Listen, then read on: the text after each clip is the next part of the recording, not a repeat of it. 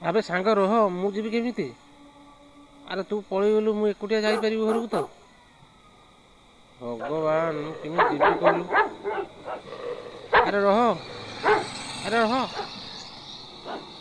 ଦେଖିଲ ସାଙ୍ଗମାନେ, କେମିତି ଛାଡ଼ି ଦେଇକି ସିଏ ବି ଡରିକି ପଡ଼ିଗଲା। ମୁଁ ଯିବି କେମିତି କହିଲ?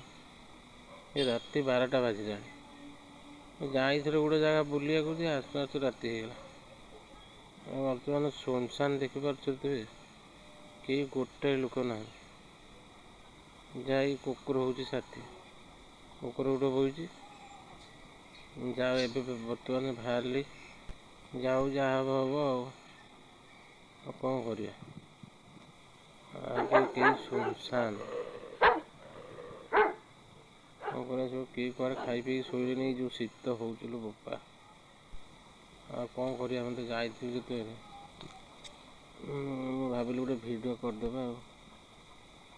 ସାଙ୍ଗମାନେ ଯଦି ଭିଡ଼ିଓଟା ଭଲ ଲାଗେ ନିହାତି ଗୋଟେ ଲାଇକ୍ କମେଣ୍ଟ ଗୋଟେ କରିବେ। ମୋତେ ତ ଭାରି ଡର ମାଡ଼ିଲାଣି, କ'ଣ କରିବା? ମୁଁ ଆସି ଆମ ଖଞ୍ଜା ଭିତରେ ପଶିଗଲିଣି। ଏ ଖଞ୍ଜା ଲୋକ ବି କେହି ଜାଣିନାହାନ୍ତି, ସବୁ ଶୋଇ ସାରିଲେଣି।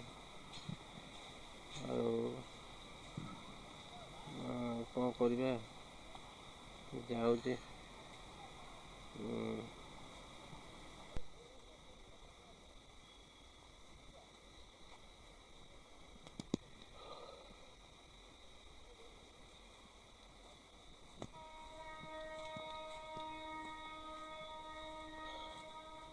ସାଙ୍ଗମାନେ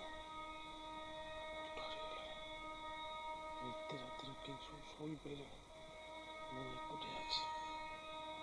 ମୁଁ ଧୀରେ ଧୀରେ ଚାଲିଛି, ଦେଖିଲା ବେଳକୁ ସେଇପଟରୁ ଭାରି ଡର ମାଡ଼େ। ମୁଁ ତ ଏକୁଟିଆ ଭାରି ଡରୁଆ, ଭାରି ସାହସ କରି ଚାଲିଛି। ଯାହା ହଉ ଆସିକି ଆମ ଘର ପାଖାପାଖି ପହଞ୍ଚିଗଲି। ରହିଲି ସାଙ୍ଗମାନେ ପାଇଁ।